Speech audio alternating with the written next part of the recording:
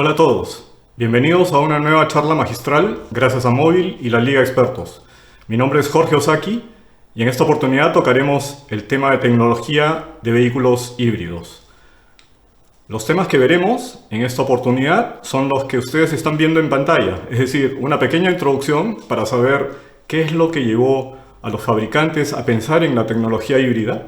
Luego veremos ya los principios de funcionamiento de la tecnología híbrida, es decir, qué sistemas híbridos existen, cuáles son los más usados, veremos las partes principales y finalmente para que tengan una idea de cómo trabajan de manera unificada.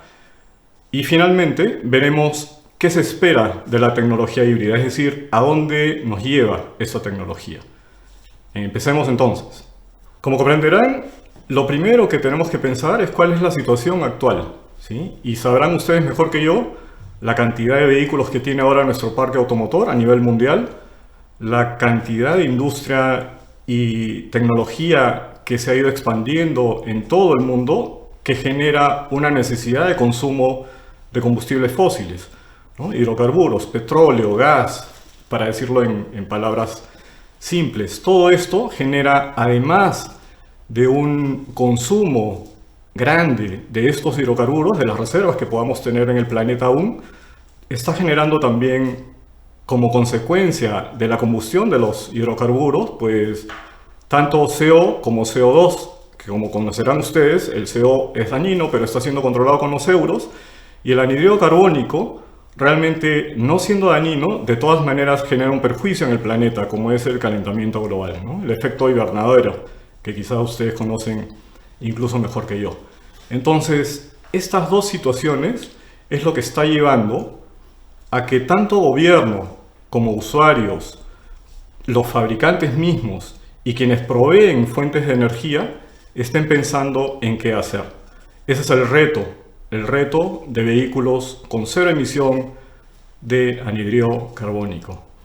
Si vamos un poco más allá y nos ponemos a pensar cuáles son las fuentes de energía que podrían usar los vehículos para movilizarnos, pues tenemos los principales que se muestran aquí en la pantalla.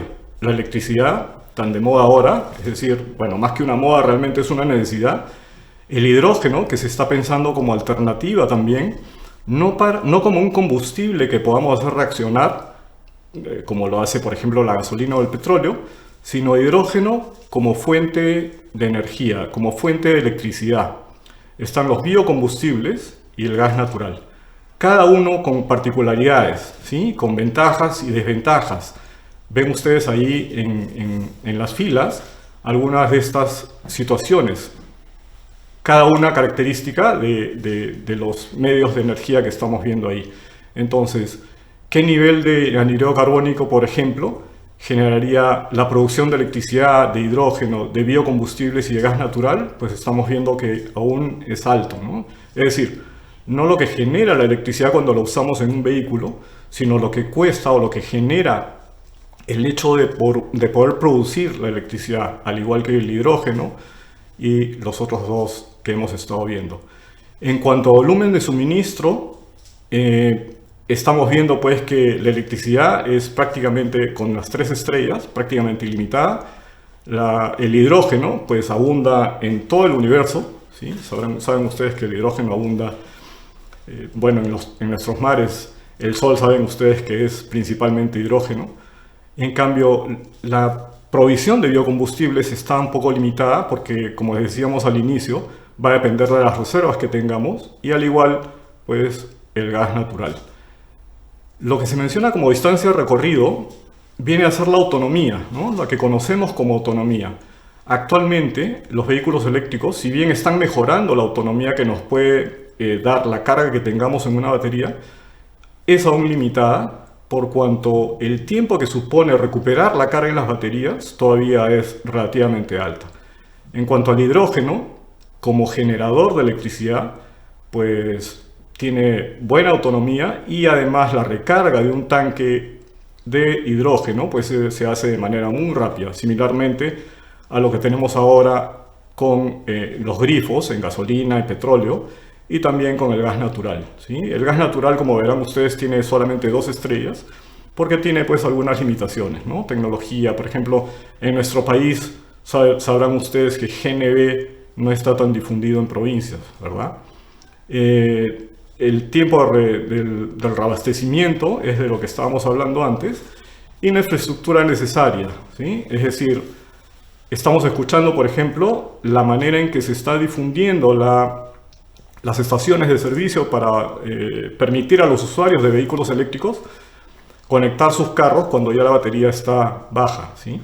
El hidrógeno todavía está en una estrella porque realmente no está disponible aún, a menos se está difundiendo en países como Japón, en Estados Unidos, en algunos países de Europa, pero todavía es muy limitado y es con algo con lo que están luchando los fabricantes que están apostando por esta tecnología. En biocombustibles, pues bueno, pues es nuestra realidad realmente, ¿no? Nuestro país está lleno de grifos, tenemos grifos por todos lados, de modo que no es nada complicado. Y lo mismo sucede cada vez más con el gas natural. ¿Qué es lo que tenemos actualmente? Los vehículos que circulan por nuestras calles actualmente, movidos por gasolina, gas o petróleo, generan una gran cantidad de calor, pero que realmente no es aprovechada para mover el vehículo. Sabrán ustedes que incluso menos del 30% de todo el calor que genera el petróleo, la gasolina o el gas se pierden, por ejemplo, en el radiador, en el tubo de escape, en la radiación hacia el ambiente. Entonces, ese es uno de los principales problemas, si se quiere, de esta tecnología, que la conocemos bien. Si ustedes son técnicos, por ejemplo, imagínense la cantidad de movimiento que tiene que generar la gasolina y ustedes podrían tener una idea de esa cantidad de fuerza que tiene que vencer la gasolina si es que ustedes cogen una llave y tratan de mover el cigüeñal de un motor. Imagino que lo han hecho. Lo mismo sucede con la transmisión, es decir, con todos los engranajes que tiene que mover el cigüeñal para llevar finalmente el movimiento hasta las ruedas. Por ahí nomás ya estamos empezando con una desventaja. Entonces, ¿hacia dónde apunta toda esta tecnología? Pues apunta a mejorar esa eficiencia, pero como verán ustedes, al medio está la tecnología híbrida, que de algún modo combina la parte eléctrica con la parte actual de los hidrocarburos. Realmente esta tecnología viene de la década de los 90, ¿no? Y fue desarrollándose poco a poco hasta que se decidió ponerla a disponibilidad del público en general. En esta imagen ven ustedes los diferentes tipos de vehículos con energía alternativa, desde los iniciales vehículos eléctricos, ¿no? Muy pequeños, con muy poca autonomía, incluso monoplazas, es decir, vehículos para solamente una persona. Luego ya el desarrollo que permitió tener vehículos ya con un tamaño, digamos, si se quiere, normales, como un sedán, ¿sí? Ahí tenemos a los híbridos propiamente, a los híbridos enchufables, que en algún momento veremos a lo largo de la presentación, y también lo que había mencionado del uso del hidrógeno como alternativa para generar electricidad.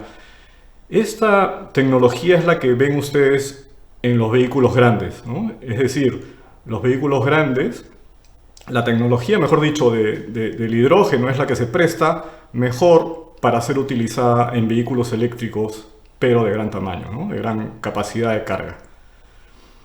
Bien, hasta ahí la pequeña introducción que les había ofrecido, y pues como, digamos, haciendo un resumen, la necesidad de tener una alternativa se produce por la poca disponibilidad, o en todo caso la limitada disponibilidad que vamos a tener en el futuro de petróleo. Si han leído ustedes, incluso ya se está pensando que los motores de combustión interna probablemente dejen de producirse hacia el año 2040, y hacia el año 2050 es probable que se prohíba el uso de vehículos movidos por motores de combustión interna, ¿sí? Entonces, hacia eso debe tender la tecnología, obviamente.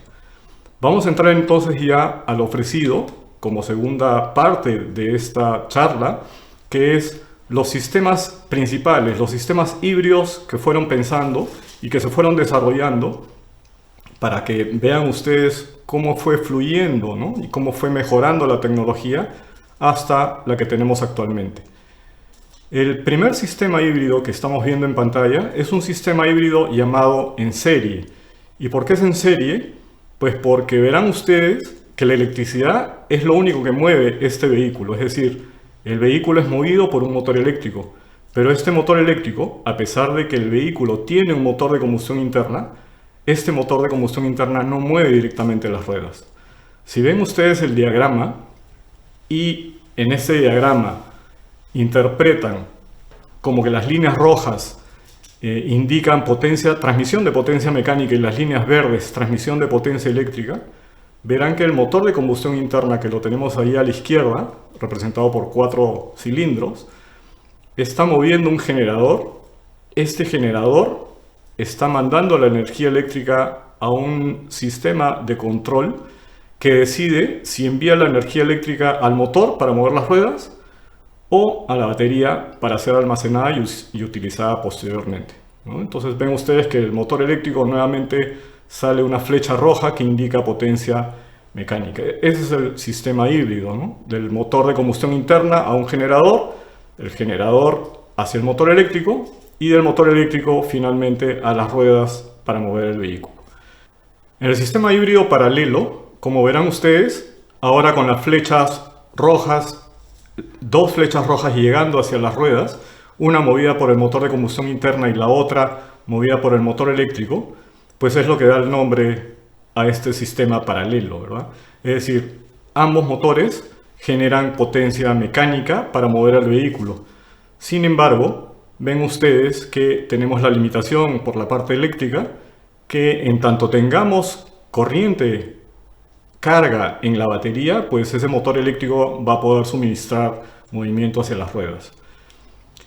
El siguiente sistema híbrido es el sistema serie paralelo, y en este caso tenemos una combinación de los 2 sistemas que vimos antes, es decir, el motor de combustión interna puede generar corriente para mover el motor eléctrico o para almacenarse en la batería, y sin embargo también puede contribuir al movimiento del vehículo generando potencia, ¿sí?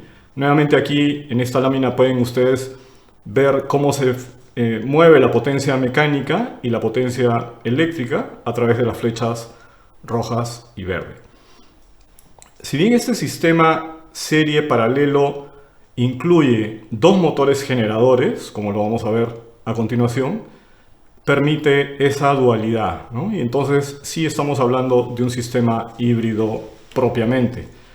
Este sistema es el que podemos encontrar en el modelo Prius de Toyota, que es uno de los modelos más conocidos en cuanto a tecnología híbrida.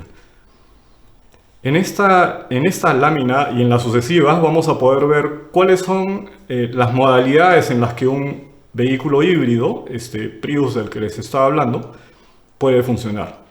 En este caso seguimos la misma convención, es decir, flechas rojas para potencia mecánica y flechas verdes para potencia eléctrica.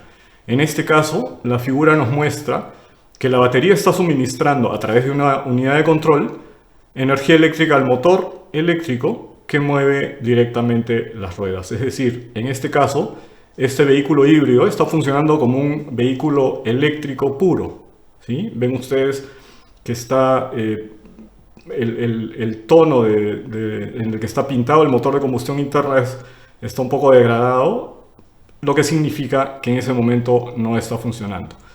Y en la parte central a la izquierda ven ustedes un elemento que dice generador, ¿sí? Y sin embargo en la parte superior ven ustedes que dice motor. Ambos, si son ustedes amantes de la mecánica y de la electricidad, sabrán que un motor eléctrico puede comportarse también como un generador. Y eso es lo que tenemos en este caso. Es decir, tenemos 2 motores generadores eléctricos, obviamente, y un motor de combustión interna, que es el que se muestra abajo, como les decía, en un tono un poco degradado. Entonces, esta es una de las modalidades en las cuales puede funcionar este vehículo híbrido. El que se muestra aquí es propiamente el sistema híbrido en serie paralelo. Como ven ustedes, el motor de combustión interna, con la flecha roja hacia la derecha, está generando potencia mecánica para mover el auto, pero también está generando potencia mecánica para mover el generador, que en este caso es el único que está alimentando al motor eléctrico, que también tiene flecha roja que indica que está contribuyendo también al movimiento del vehículo. Entonces, esta es una segunda modalidad y verán ustedes que la batería, por ejemplo, en este caso, no está entregando nada de la carga que pueda tener en ese momento. Esta es una tercera modalidad, muy similar a la anterior, pero en este caso el conductor está exigiendo máxima potencia del vehículo. Probablemente esté en una subida o esté con el vehículo lleno, ¿no?, cargado, y entonces necesitamos no solamente la potencia eléctrica que está entregando la batería, sino también la que está generando ese generador con el movimiento del motor de combustión interna, y adicionalmente está actuando el motor de combustión interna. Es decir, están funcionando todos los elementos que en ese momento tienen posibilidad de entregar energía, ¿sí? La batería, el generador, el motor eléctrico hacia las ruedas y también el motor de combustión interna tanto al generador como a las ruedas. Verán ustedes que en este, por ejemplo, ya el sentido de las flechas ha cambiado. Es decir, no se están moviendo las ruedas a partir del motor eléctrico ni a partir del motor de combustión interna, sino son las ruedas las que están moviendo el motor generador que vemos en la parte superior. Y la flecha que está con la letra D, en este caso, es una flecha que se dirige del motor, en este caso actuando como generador, hacia la batería. Significa que cuando estamos disminuyendo la velocidad, es decir, cuando estamos frenando este vehículo, tenemos además la posibilidad de recuperar esa energía cinética del vehículo para cargar la batería, ¿no? En este caso, lo único que está haciendo que se cargue la batería es el movimiento de ese motor generador, pero se está moviendo no con el motor de combustión interna, sino con las ruedas, ¿no? Estamos pisando un poco el pedal de freno y las ruedas están transmitiendo el movimiento al generador, que finalmente genera pues corriente que se almacena en la batería. A esto llamamos freno regenerativo y vamos a ver con algo de detalles ahora un poco más adelante. En este caso ven ustedes que no hay potencia ni de las ruedas ni hacia las ruedas. En este caso el vehículo está detenido. Por ejemplo, pudiéramos estar en un semáforo, ¿no? En un semáforo en rojo esperando que cambie la luz para poder avanzar. Y sin embargo la batería en ese momento necesita carga, ¿no? No está a su 100% cargado y entonces el motor de combustión interna, controlado por la computadora, lo que hace es mover el generador para generar corriente que va a cargar la batería, ¿no? Es decir, estamos en una posición estática, no estamos moviendo el carro y sin embargo inteligentemente la computadora hace que se encienda el motor de combustión interna para generar corriente mientras el vehículo pues está sin moverse. Y finalmente, esta situación que uno podría interpretar como que todo está apagado, no necesariamente es así. El vehículo o el sistema pudiera estar alerta para cuando el conductor, por ejemplo, haga el cambio y empieza a pisar el acelerador para que el carro empiece a moverse, ¿no? Y sin embargo, en ese momento, estando todo el sistema alerta y listo para moverse, pues no es necesario que fluya ningún tipo de energía. Con lo cual, obviamente, tenemos ya una gran diferencia con los motores de ahora. Es decir, si estamos en un semáforo, vamos a tener que estar con el motor encendido, con lo cual ya estamos consumiendo un mínimo de combustible, ¿no? En este caso todo está apagado y sin embargo el vehículo está listo para moverse de requerirlo. Hasta ahí hemos visto las modalidades con las cuales puede funcionar el vehículo híbrido y lo que quería ahora era mostrarles más o menos cómo son las piezas físicamente para que pudieran ustedes reconocerlas, ¿no? Esta es la batería. La batería, si bien en el texto nos dice que es de níquel y hidruro metálico, pues la tecnología está haciendo que ahora los materiales en baterías cambien y obviamente está cambiando también la capacidad que tienen de almacenar carga, ¿no? Habrán escuchado ustedes las baterías actuales que son de ion de litio, que también están empezando a usarse en vehículos, que tienen obviamente una mayor capacidad de almacenaje. Y por lo tanto, pues obviamente nos dan mayor autonomía, es decir, podemos recorrer más kilómetros con una sola carga de la batería. Este es el motor de combustión interna montado, bueno, ven ustedes ahí especificaciones del modelo que les había comentado. Este motor no funciona, para quienes son un poco más curiosos quizá, no funciona con el ciclo Otto, sino funciona con un ciclo Atkinson, que de algún modo hace que el motor sea también un poco más limpio, ¿no? que un motor de combustión convencional. Esa es una imagen del motor eléctrico. El motor eléctrico también ha tenido una serie de cambios, ¿no? En configuración, en la manera en que se arrolla el cable del estator, del bobinado, ¿no? Y tiene obviamente un imán permanente como rotor.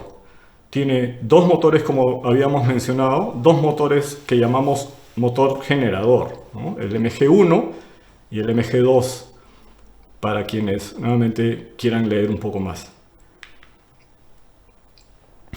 La manera, ustedes se habrán preguntado, ¿y de qué modo es que combino en ese vehículo los tres ejes, ¿no? Yo les había hablado de dos motores generadores y un motor de combustión interna.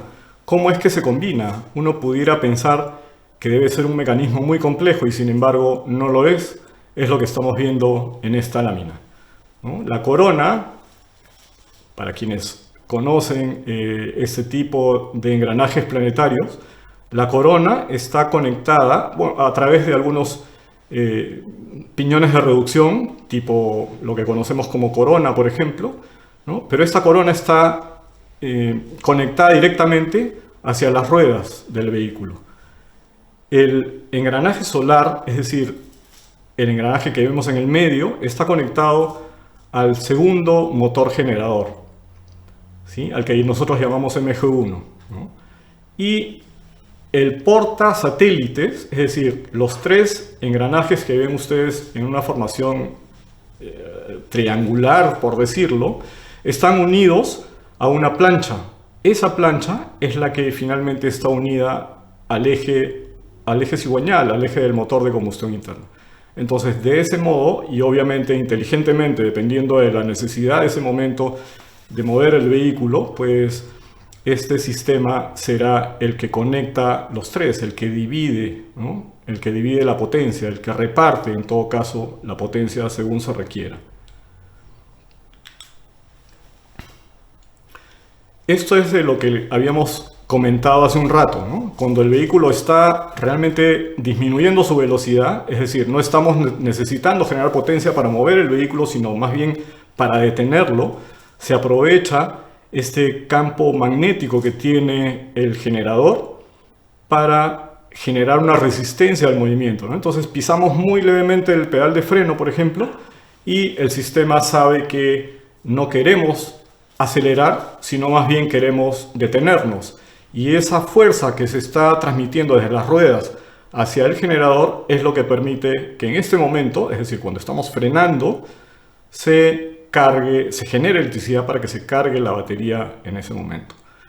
Lo que podemos ver en este gráfico es una zona verde, por ejemplo, que es donde solamente actúa un freno eléctrico, si lo queremos llamar así, y una zona gris en la que actúan los frenos normales, los frenos convencionales. Es decir, el freno convencional de este vehículo es como cualquier sistema de frenos de un sedán, ¿no? De los actuales, es decir, pastillas de freno, ¿no? Una bomba y los calibradores de freno, que son los que impulsan las pastillas sobre los discos para generar el frenado. ¿Y cómo es que se determina si actúa uno u otro? Pues lo hace obviamente una computadora. Nuevamente, para los curiosos y quienes estén interesados en comprender un poco mejor cómo funciona este sistema, pues vean cómo están los ejes, ¿no? En esta figura. En el eje horizontal tenemos desde que en el punto de intersección de los ejes es el momento en el que uno empieza a pisar el pedal de freno, y hacia la derecha, donde ya se corta el gráfico, es el momento en el que el auto se detuvo totalmente. Y en el eje vertical está representada la fuerza con la que estamos pisando el pedal de freno, ¿sí? Entonces verán ustedes que tenemos zona prácticamente totalmente verde cuando pisamos muy poco el pedal de freno y empieza a actuar el freno hidráulico en la medida en que la necesidad de frenado se hace un poco más crítica, ¿no? Digamos, estoy llegando a un semáforo que cambió a rojo, entonces no necesito frenar de golpe, sino lo que necesito es ir disminuyendo poco a poco la velocidad de ese vehículo.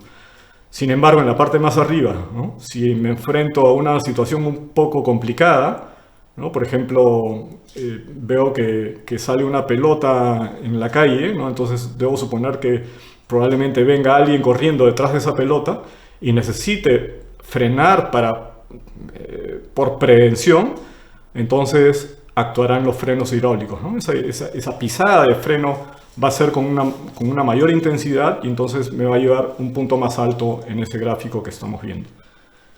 ¿Sí? Así es como funciona entonces el sistema de freno regenerativo, es decir, dos sistemas, el eléctrico y el hidráulico, funcionando de manera combinada.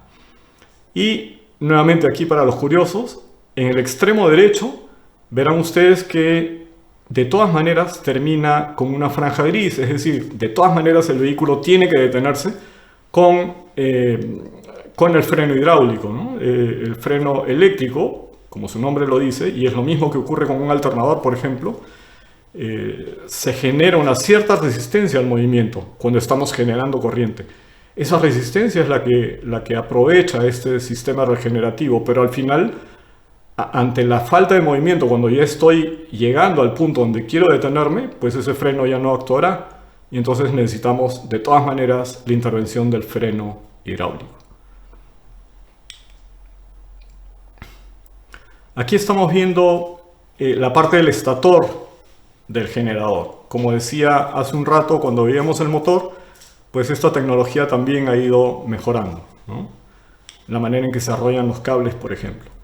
Y esta es quizá la unidad de control más importante, ¿no? Es el cerebro del vehículo híbrido, es el que determina en qué sentido fluye la corriente y en qué magnitud y qué tipo de corriente, porque como comprenderán, pues la generación de corriente supone el uso de corriente alterna, ¿no? No corriente continua, y sin embargo lo que podemos almacenar en una batería es una corriente continua. Entonces este componente es el que se encarga de hacer todos esos trabajos, pasar de corriente alterna a corriente continua, de manera inversa a lo mismo, de corriente continua a corriente alterna.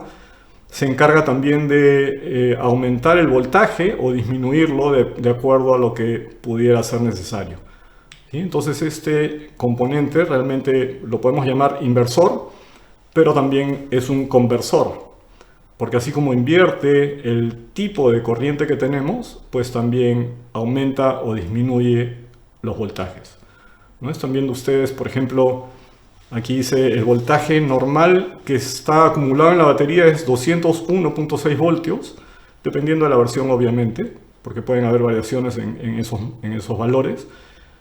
Pero el sistema, digamos, lo que mueve el vehículo, el motor eléctrico del vehículo, necesita 650 voltios para funcionar. Esto obviamente supone tener algunas pautas de seguridad, sobre todo cuando queremos hacer alguna intervención al vehículo, ¿no? Una reparación, ¿sí? Como comprenderán, todas esas cosas tienen que estar contempladas. Asimismo, este componente funciona también como un convertidor de corriente continua a corriente continua cuando necesitamos aumentar o disminuir el voltaje, porque sabrán ustedes que además de la batería híbrida, como había dicho, de alrededor de 200 voltios, también necesita una batería convencional de las de 12 voltios. ¿Sí? Aparte, este componente, por la cantidad de corriente a través de la cual tiene que fluir, pues como imaginarán, genera bastante calor. Entonces tiene una entrada y una salida refrigerante. Es decir, este componente necesita ser refrigerado.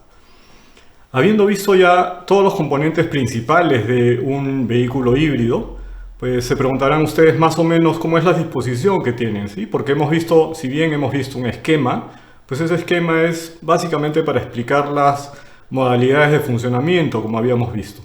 Entonces, en el siguiente video vamos a ver muy rápidamente cuál es la disposición, cuál es la ubicación de cada uno de estos componentes que hemos visto dentro del vehículo, ¿sí? Entonces, pasamos a ver ese video.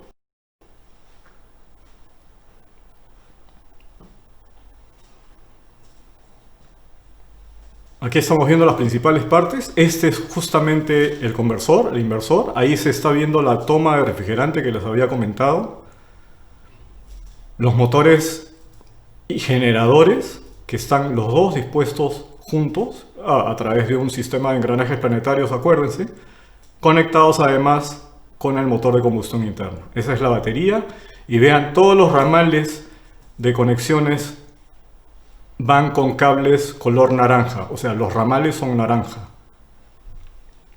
Ahí está el motor de combustión interna, acuérdense de ciclo Atkinson, funciona o bien para cargar la batería o cuando necesitamos incrementar la potencia de salida, también aporta potencia mecánica hacia las ruedas.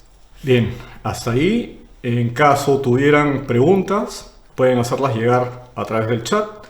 Pero hasta ahí, como les decía, hemos terminado viendo la parte de componentes del sistema híbrido.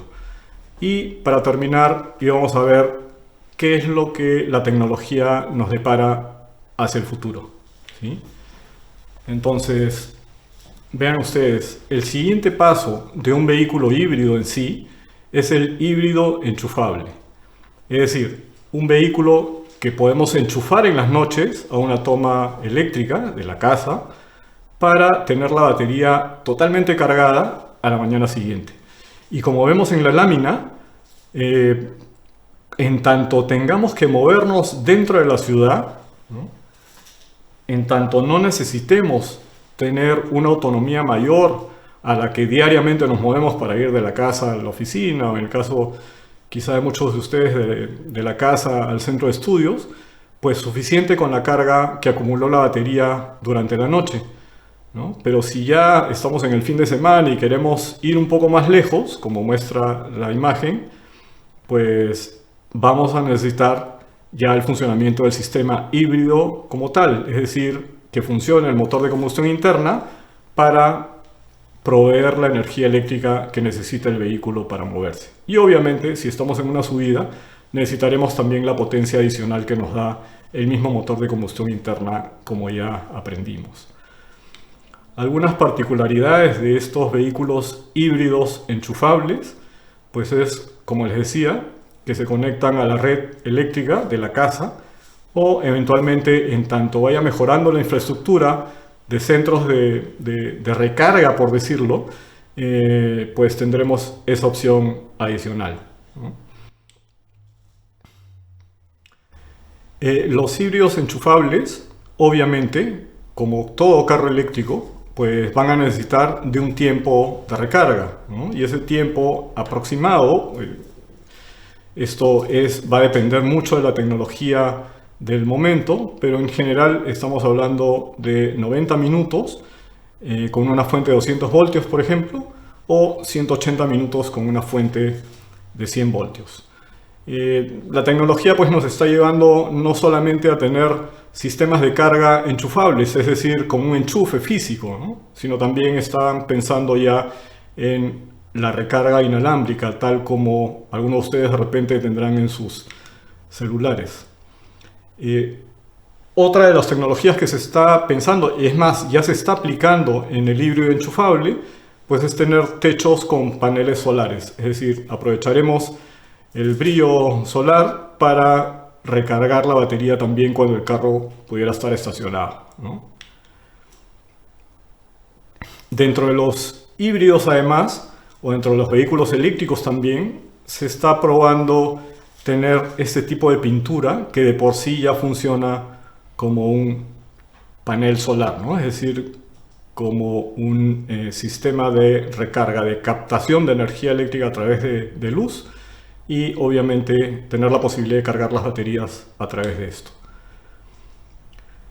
En cuanto a otras alternativas que pudieran los fabricantes haber pensado, pues este es un sistema que probablemente alguno de ustedes haya escuchado, No es una tecnología realmente totalmente nueva, pero funciona exactamente como funciona un pistón de un motor de combustión interna, con la diferencia de que, por ejemplo, aquí no vemos ningún cigüeñal, ¿no? Es decir, si bien hay un movimiento alternativo, es decir, el pistón sube y baja, si es que lo queremos decir así, aunque en esta figura vemos que la disposición es horizontal, ¿no? Es decir, el pistón se va a mover de derecha a izquierda, pero no teniendo un cigüeñal, la única función que cumpliría este pistón es de mover un imán, ¿no? Todo lo que vemos en gris, por ejemplo, son imanes circulares que están ahí juntos con el pistón, y en tanto ese imán se mueve, pues el campo magnético que se mueve influye sobre conductores eléctricos, ¿no? Eso lo sabrán ustedes. Entonces, ese movimiento es el que se aprovecha para generar electricidad. Es decir, tenemos prácticamente un pistón que se mueve con combustible, con un hidrocarburo, es decir, gasolina o diésel, en este caso es gasolina. Verán ustedes el inyector, verán ustedes las válvulas, el ingreso y la salida de gases, ¿no? Sin embargo, el único efecto que tiene este sistema es la generación de corriente. Vamos a ver cómo funciona rápidamente este sistema.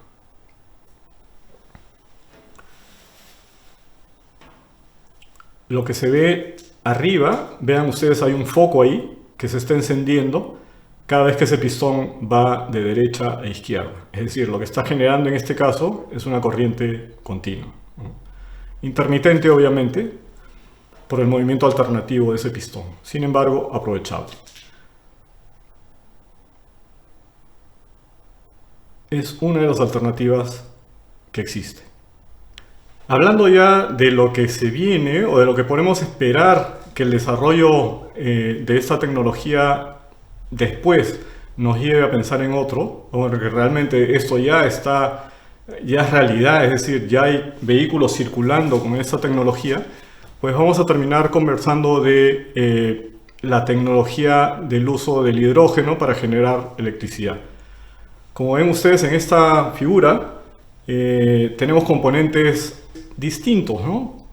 Lo primero que vemos son los tanques de hidrógeno, por ejemplo, muy similares en tipo de fabricación a los tanques de GNV por la cantidad de presión, por la alta presión que tienen que soportar.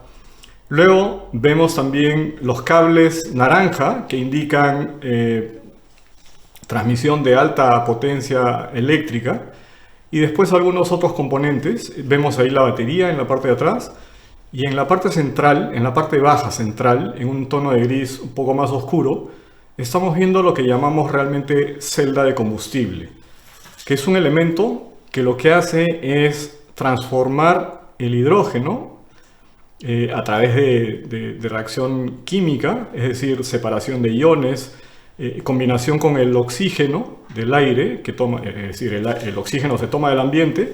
Esa combinación genera finalmente agua, pero con una generación o con un flujo de electrones, ¿no? Que es lo que al final se aprovecha para almacenar en la batería y posteriormente para suministrar electricidad al motor eléctrico, que es lo que tendríamos ya en la parte delantera de este vehículo. Entonces, esta es la tecnología que usa hidrógeno para generar electricidad, y ya se está usando desde hace ya algunos años realmente en Japón, en algunos estados en Estados Unidos y en algunos países de Europa.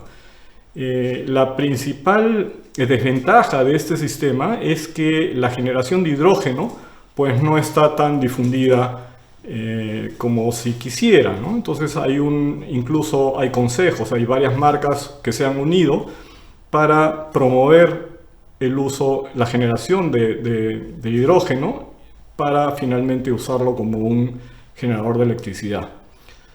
Si vemos algunas características de este vehículo, pues vemos que obviamente también es posible enchufarla a la red de la casa, y si ven ustedes, ahí se ve que el poste tiene una línea cortada, ¿no? Entonces, este sistema de generación de electricidad a partir del hidrógeno podría usarse también para suplir de energía eléctrica en caso de un problema externo, ¿no? Es decir, el sistema que tiene el carro tranquilamente podría generar electricidad para suministrarla a los accesorios que tengamos en la casa. Ventajas adicionales que tiene este sistema, pues principalmente la rapidez con la que podemos cargar el hidrógeno en los tanques, que es mucho más rápido incluso que cuando llenamos el tanque de gasolina de nuestros carros, ¿no? Tiene muy buena autonomía. La autonomía en este caso está llegando en promedio a 600 kilómetros. Es como un ida y vuelta hasta Ica, por ejemplo, ¿no? De Lima a Ica. Y obviamente lo silencioso que es este vehículo siendo eléctrico, y el hecho de que por lo que vendría a ser el tubo de escape, si se quiere, es decir, como residuo de la reacción entre el hidrógeno y el oxígeno que toma el aire, pues tenemos agua, ¿no? Agua pura. Por ahí hay un video circulando en el que se ve que cuando presentan este vehículo, si no me equivoco, en España, una de las pruebas que se hace es poner un vaso debajo del agua, justo donde está la toma por donde el vehículo bota agua, y después el presentador coge este vaso cuando ya está medio lleno y se toma el agua, ¿no? Obviamente comprobando pues que esa agua es totalmente pura, ¿sí? Así funciona este sistema. La principal dificultad, aparte de las limitaciones de infraestructura, es cómo se consigue el hidrógeno, ¿no? Entonces, este consejo que estaba mencionando antes, el consejo del hidrógeno, es lo que busca, ¿no? Facilitar la disponibilidad y obviamente abaratar costos, que es lo que ante, digamos, el surgimiento de una nueva tecnología es lo que generalmente sucede, ¿no? Que los costos son muy altos y ya en la medida en que se va difundiendo el uso, pues esos costos van disminuyendo.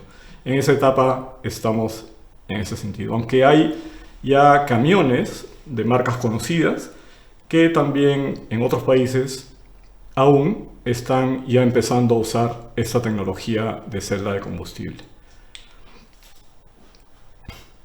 Aquí, para quienes se interesan un poco más en la parte técnica, pues ven los componentes que tienen estas celdas eléctricas, ¿no? Son varias celdas juntas, porque una sola celda, como comprenderán, genera muy poca energía eléctrica. Entonces tenemos que juntar muchas, ¿no? Igual que la batería híbrida realmente, ¿no? La batería híbrida tiene celdas de entre 1 y 3 voltios, y entonces tenemos que juntar muchas para tener ese voltaje final de cerca de 200 voltios, ¿no? Ven ustedes el flujo en ese flujo celeste, que es el hidrógeno, y por otro lado, en un flujo vertical, el oxígeno, que se toma, como decía, del aire. Entonces hay unas membranas ahí que generan un efecto de catalizador, y entonces es lo que finalmente genera el flujo de iones, ¿no? Y el flujo de electrones finalmente, que es lo que, como decía, se almacena en la batería. Bien, hemos visto entonces, bueno, muy resumidamente, todo lo que conlleva la tecnología de vehículos híbridos, lo que viene a ser vehículos híbridos enchufables, y finalmente cómo va avanzando la tecnología de los vehículos que se mueven con hidrógeno. Ustedes me dirán, sí, pues, pero también tenemos los vehículos eléctricos puros.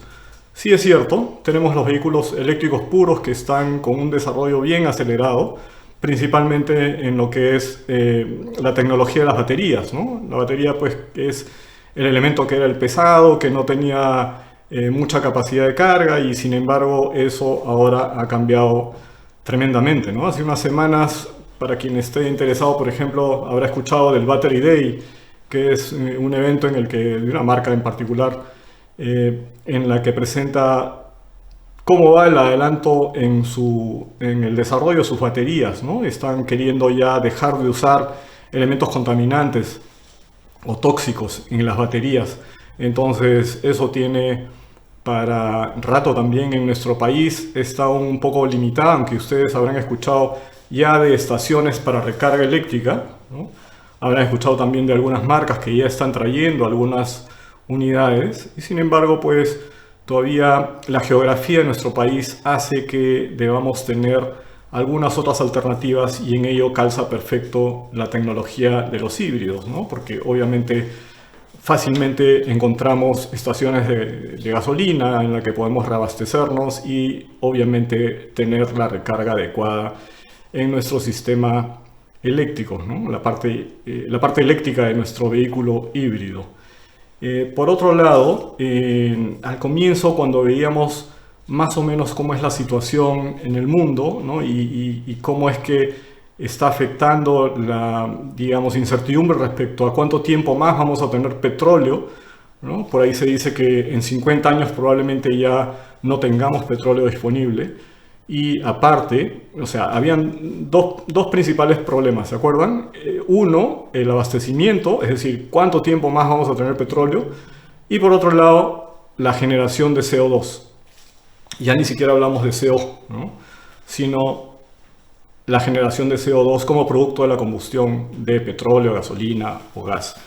Entonces, pues, en ese sentido, también ya se vocea el hecho de que probablemente los motores de combustión interna vayan a tener un límite, es decir, de aquí a, no sé, quizá 20, 25 años, en los que los motores de combustión interna vayan siendo limitados en cuanto a fabricación.